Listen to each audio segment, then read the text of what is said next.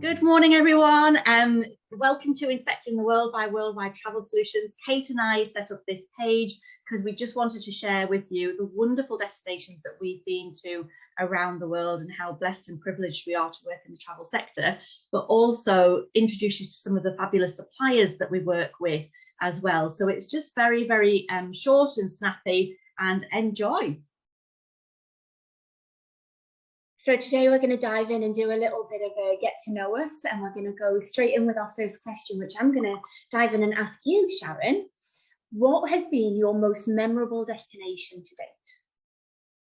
Probably India, I would say. Sunrise at the Taj Mahal is just one of those experiences that I will never, ever forget. But I've had so many, but I think India and the Taj Mahal is definitely up there. When we arrived on tuk-tuks, it was in complete darkness, and then the sunrise came and it was stunning. What about you though, Kate? I was actually just going to say that is so weird. Mine is also India, and I feel like I should choose somewhere else because you went with India and I did not know what you were going to go with. But mine is specifically the Taj Palace, which is in Hyderabad in India. And it's really bizarre that it's not really on the tourist trail, Hyderabad. Most people know of the Golden Triangle up in the north, Kerala, Goa.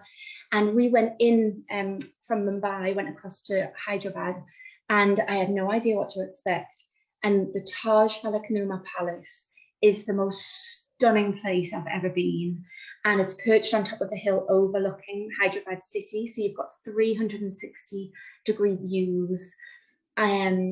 It's absolutely the epitome of luxury. It's beautiful. It has a place in my heart forever.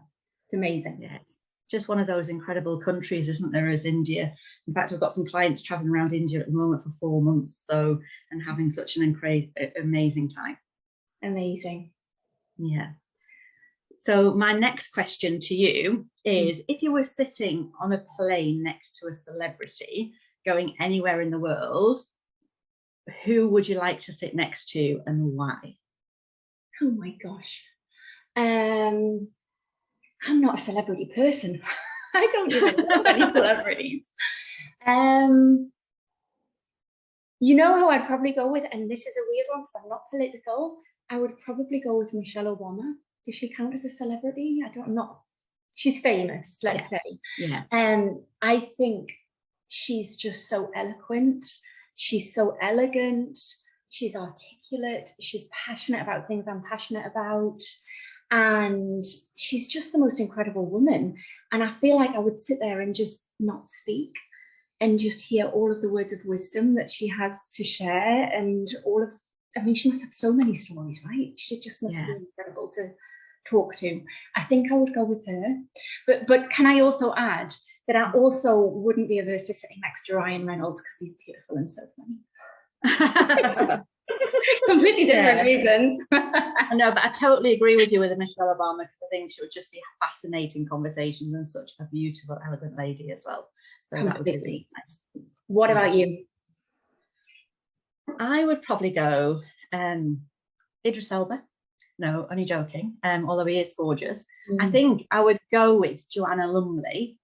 And the reason I would go with Joanna Lumley is we were actually at a travel conference together many moons ago in Malaga, and you actually received an award from her as well at the same time, so congratulations to you. But I would go with her because she's just so fascinating, and I think she's very funny as well, but she's travelled extensively. And I think hearing about all of her stories and the work that she's done with the Gurkhas and the places she's been around the world, I think I would just learn so much from her, but I think we'd have some incredible conversations at the same time. So I'd probably go with her because she was one of those keynote speakers that we had at conference where I just wanted to continue talking. I didn't want it to end because she just had so much to share. So I'd probably go with Joanna Lumley. Nice. Yeah, she's also amazing. I agree. Is it my question? Yeah. Okay. Yeah. Your Where have you not been? Now, this is going to be a short list because you've traveled so much. Where have you not yet been that you would love to still go to and haven't made it yet? There is a lot I haven't been to because there's just so many places to inspect, isn't there, in the world? So I'd probably go with Angkor Wat, just because I've been booking lots of clients out there recently, out in Cambodia. So I'd probably go with Angkor Wat because it's every time I book a destination, it goes back onto my bucket list. I think I really, really need to go there. So that would probably be number one. Going on an Alaska cruise has always been on my list. I've not done that as of yet. And sorry, I've gone on to 3. I'm naming 3 now, Kate. And the Douro. I'd love to sail on the Douro and go to Porto because I think it just looks absolutely stunning. And again, it's when I book clients there, it just sort of things I must go back. Because when I hear story back from clients and what an incredible time they've had, I think, oh yes, I need to go. I think that's the thing as well, that it's such an accessible place, but not massively known as such a beautiful, place to go, and it's such a beautiful experience. And there's so many places like that. So the list just gets longer and longer. I know. And then what about you? Because you've also been privileged to travel extensively in the world as well. Well, I do have to say Angkor Wat is number 1 on your list, and I have been and definitely need to go because it is beautiful. Mine right now, and it does change frequently, but right now it's Costa Rica. It's just, but then I want to go before it gets really, really on the tourist trail, and it already is. And it's really popular so far this year. This year's already been incredible. In fact, the next video is going to be on Costa Rica, I believe. I'm planning it at the moment. I would love to go there. And it's just got so much. It's got the beaches, it's got some culture, it's got the wildlife. It's, just a little bit of everything. So that's it at the moment. But then since being little, it's been Borneo. I want to go to Borneo and go up in the forests and maybe even volunteer and get involved, with the orangutans. And so mine's very wild. I went to Borneo many moons ago and I loved it. Yeah, because it was on my bucket list at the time and I went and it was absolutely incredible. Yeah, it does look amazing. And a totally different style of holiday. So that's definitely up there, but that's always been on the list and somehow I've never made it. Which is and I totally agree with you though about Costa Rica. I think Costa Rica is definitely on my list as well before it, as you say, before it gets too spoiled and too commercialized. And it's going to come. Yeah, it is, unfortunately. And the last question, we got one more question to go. Where have you been but you would love to go back to? Where do you feel like you've never spent enough time that you just think, I need to go back because it's got so much more to explore? Can I list multiple continents? You can list as much as you want. It's our YouTube channel, so you go for it. Australia is definitely there. I feel like Australia is so huge that even if you've been, unless you go for a 2 to 3 month trip, you've still only scratched the surface because there's just so much and it's so vast. So you can't even really get around everything that you want to see because of the distances, unless you do that longer trip. So, and I did Melbourne, Adelaide, Sydney, but I'd love to go further up and do Brisbane and the Gold Coast and even up right into the north. Yeah. So there's a lot of Australia I'd like to see.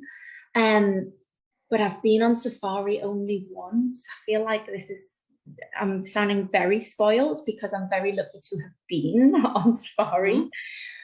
But it's so special and I would love to go back on safari. And I don't even care what country. I have a list of preferences, but honestly, I'd be open to anywhere. I would love to do that.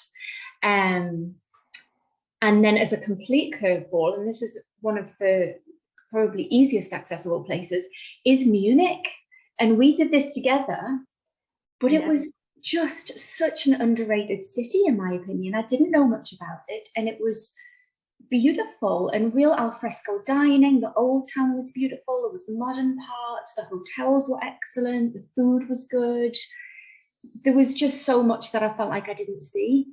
Probably because we inhaled a little bit too many bubbles.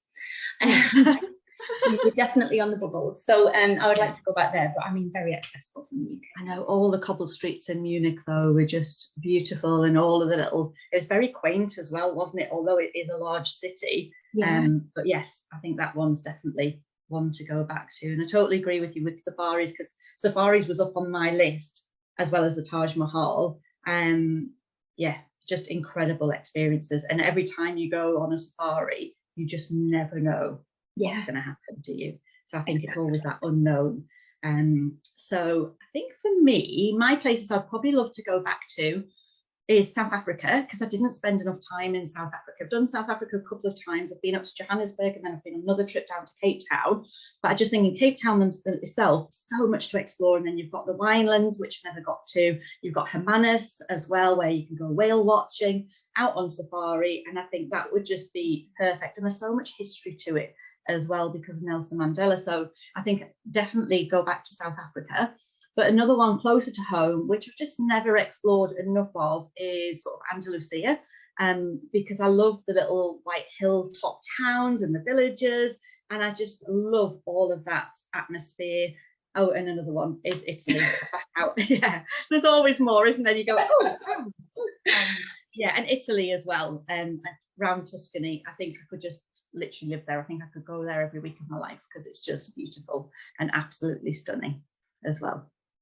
I have to echo that for Andalusia. It has a place in my heart, as you know. I've lived there for many years, and I'd still could just explore so much more of it. It's just a beautiful, heartwarming place, with people being so friendly and welcoming, and it's beautiful and sunshine. It's just got everything.